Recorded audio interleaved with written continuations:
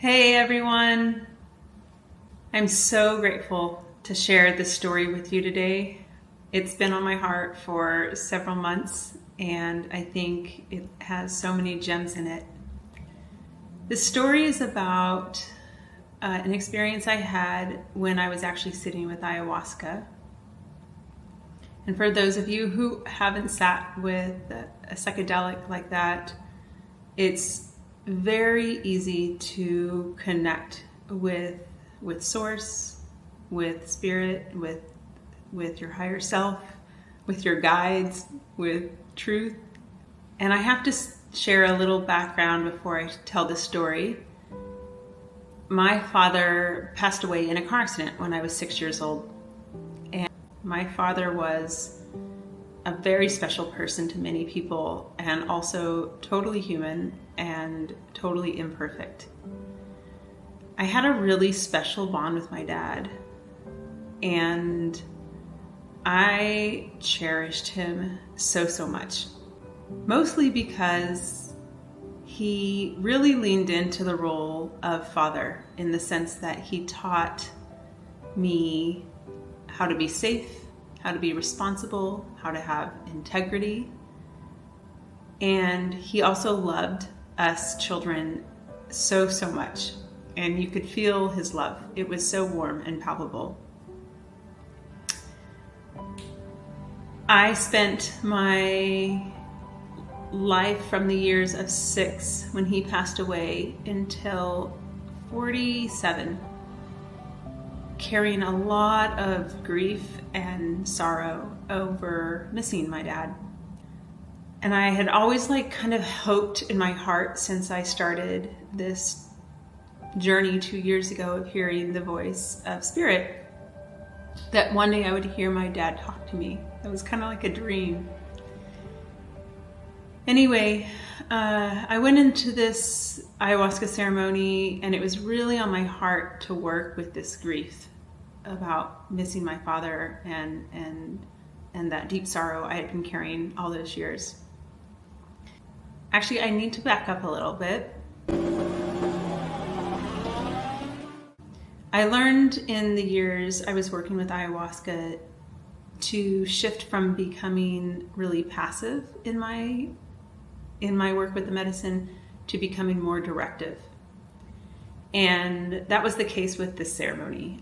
Before going to ceremony, I set the intention to not just work with this grief of missing my dad, but of actually doing it in a really compassionate way, in that style of gas and brakes and gas and brakes. I was afraid that I would feel so much sadness come up and it would overwhelm me, and then I would have to worry about managing my sense of privacy in a group setting in this maloka, on top of having to hold myself in that kind of pain and deep sadness. And so I told Spirit, I really want this to be a compassionate experience, and if I'm going to cry, I want to cry in private. So I'm going into this ceremony. We drink the medicine one night, and I'm on this journey with Spirit. I'm learning and asking questions and exploring and having a conversation, and that goes on for some time. And then I told Spirit, okay, I'm ready. I really want to work on this grief. And the next thing I knew, the energy of my father shows up right beside me. And when I felt his presence, it was so real. It felt just like my dad. I could see his, upper body all the way up to his neck. I could see his upper body and his torso, and I could feel his breath, and I could see his arms, and it looked exactly like and felt exactly like my dad. And it caught me so off guard that I started to weep. And this sadness came bubbling out, and it was mixed with joy and so much awe that I could have this experience. And of course, so much grief and surprise and gratitude. And so it took me a moment to catch my breath, because it had been 41 years since I had felt my Father's presence. And as I'm sitting there catching my breath, my Father's just sending this, like he has this aura of compassion and strength, which made me feel even more comfortable. Just feeling that sadness. He was so strong and so compassionate. And so finally, when I kind of could speak, I said, "Dad, I can't believe you showed up. I can't believe you showed up. It's so nice to have you here. I've missed you so much." And he said, "I know, sweetheart."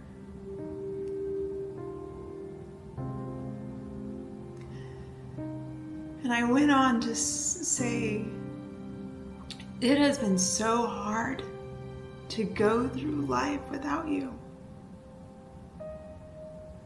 I have missed you so much, and it has sucked to not have a father to give me guidance, to teach me how to keep myself safe, how to set healthy boundaries."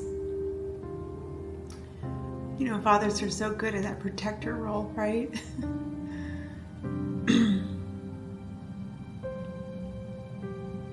And he just listened, and he just listened so sweetly.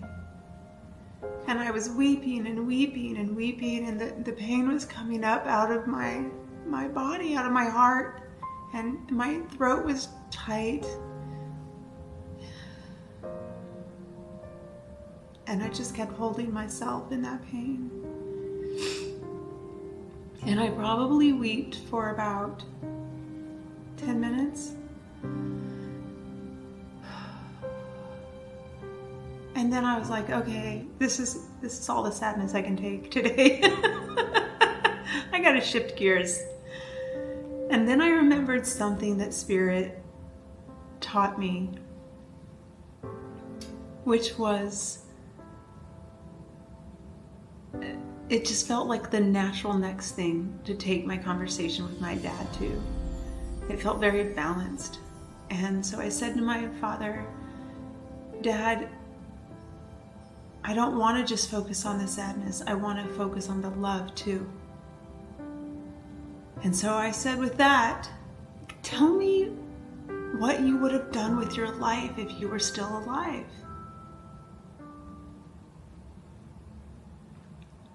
My dad was 31 when he died in a car accident. So he was young. You know, I'm having this conversation with him at 47. And my dad was a huge nature lover, and he was a huge animal lover. My dad was catching like butterflies and watching birds in the trees around him when he was growing up as a child at a very young age. He was very connected to the animal kingdom. His mother complained jokingly when I visited her one time about how he would take dead animals like squirrels and he would stuff them and he would put them in the freezer to preserve their bodies. And I had also heard a story from my family, maybe it was my dad's best friend, Dave, at the time, but how when he left California, I think he was 19, he was nomadic and he was wandering through California, and a stray dog found my father, and my father adopted this stray dog. And my dad didn't have really much money, right? Because he wasn't working. And so when he was really hungry and he would come across money, he would feed the dog before he fed himself. So that just goes to show you how much he loved animals. So I had said to my dad, what would you have done with your life, Dad? And he shows me an image of this big mountain and a little speck of him on the right side of the mountain. And I kind of take this image in and I said, Dad, you would have been a mountaineer? And he said, that's right, sweetheart. I would have been a mountaineer. And I was like, oh my God, that makes so much sense. Like, you were so into nature. You were so into outdoors. Of course you would have been a mountaineer. And I just laughed at how right that felt. And then I said, wait, Dad, what kind of mountains are we talking? Are you talking the 14,000 footers, like the Rockies? You're talking the Smokies? You're talking Everest at I think it's 28,000 feet? And he kind of chuckled, and about 20,000 footers. And I was like, Dad, 20,000 footers are huge.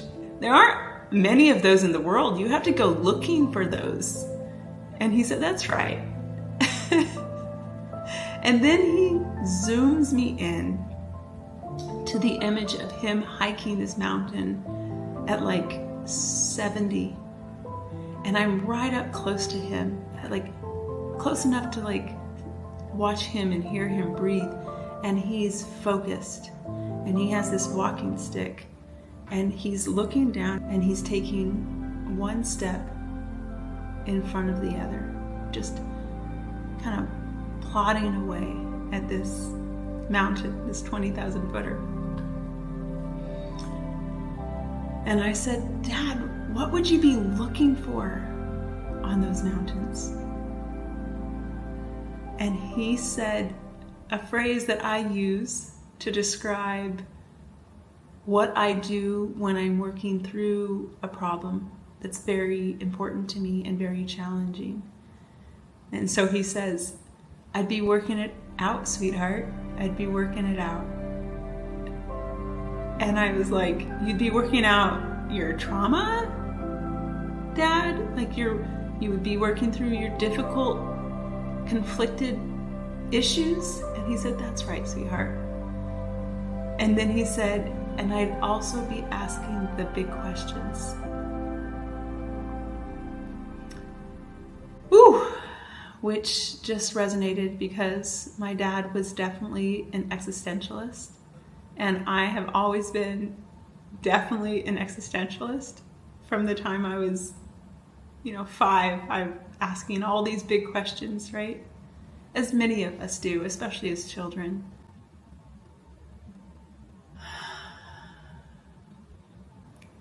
And then my father says something that just touched me so much because it was full of wisdom and warmth.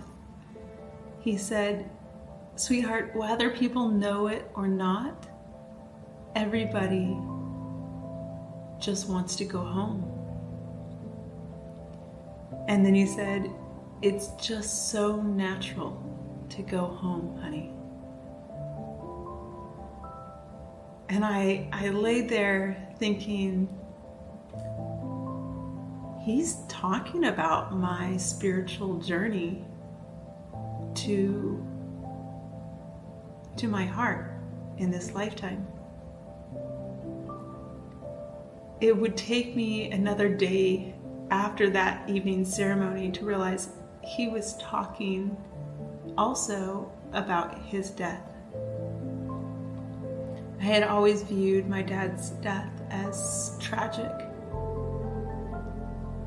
but having his warm voice say, "It's just so natural to go home," just made me feel so okay with it on a really, really deep level. Like, he's okay.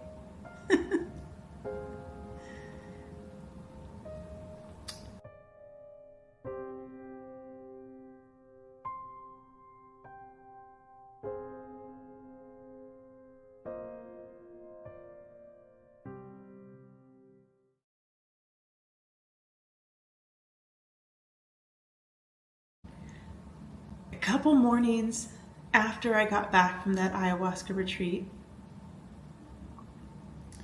I woke up in the morning early. The sun was just coming up and it was too early to wake up. So I got up to go to the bathroom and I got back in bed and I was trying to go back to sleep because I was actually pretty tired. And I was getting into that sweet theta spot.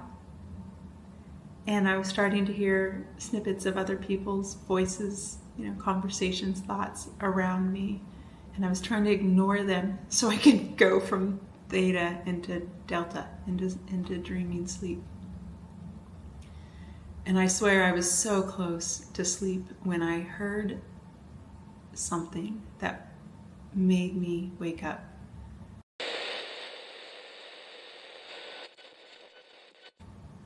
What I heard was, "You will always be my little girl." And then I just had this knowing, and I just was like, oh my gosh, I actually got a message from my dad. It's amazing. And I was just like, "Dad, thank you. I've waited so long to hear from you. And it's so nice that we can talk. Like, you're just right there."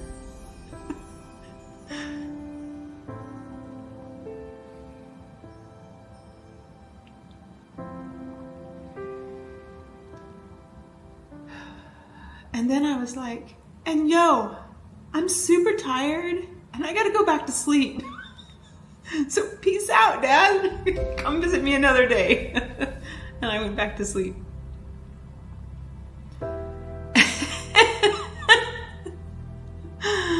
Oh, the life of a medium. Always drawing boundaries. It's too much connection sometimes, y'all.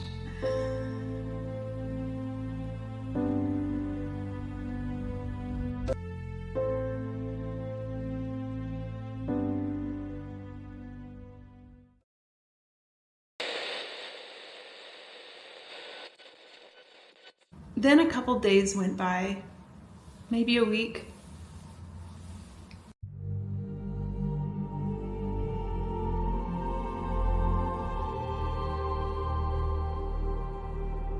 And I was having breakfast on my balcony, eating my morning smoothie, and I was just being, just kind of in this open, receptive, quiet place that was present with the wind and the traffic below.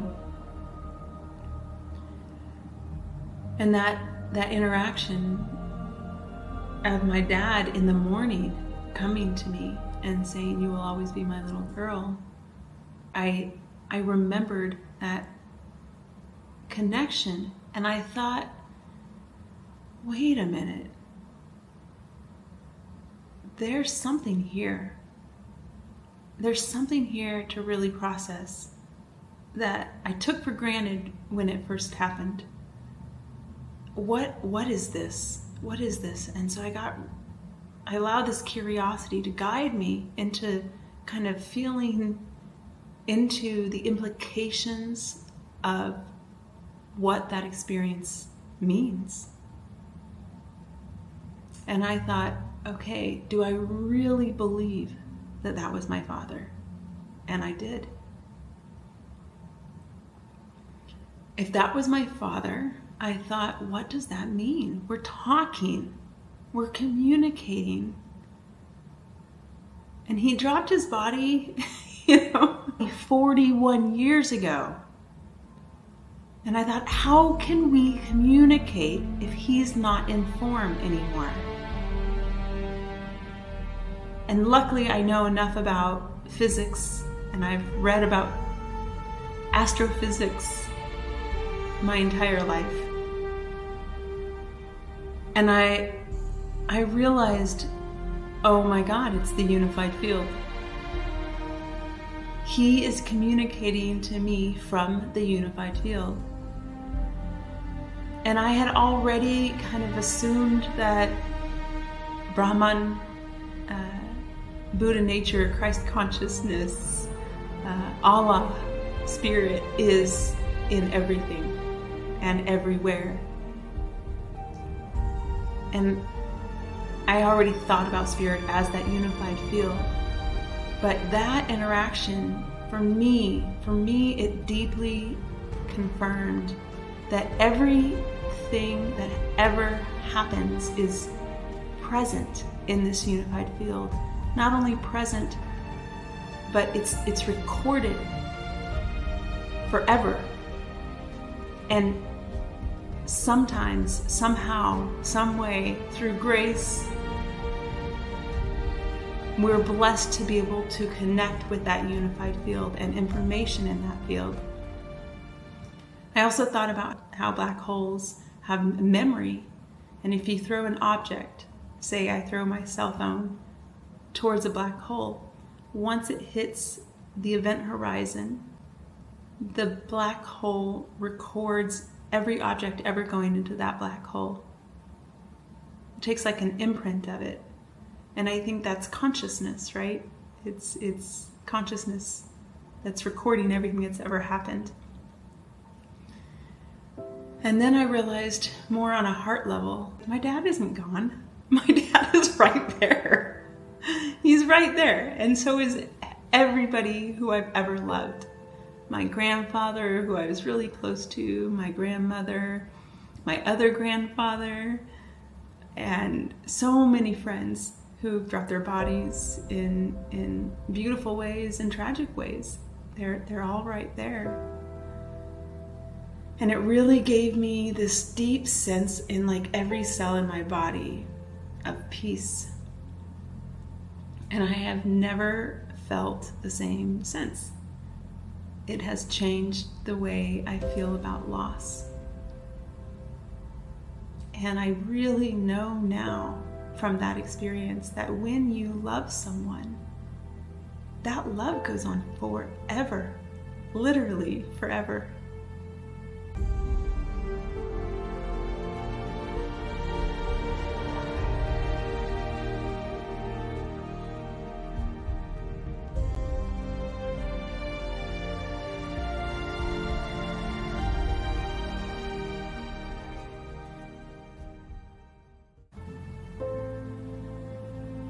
I hope this helps those watching it feel a little more close to those they love who they've lost. Thank you so much, you guys, for letting me use my voice and share this. So much love.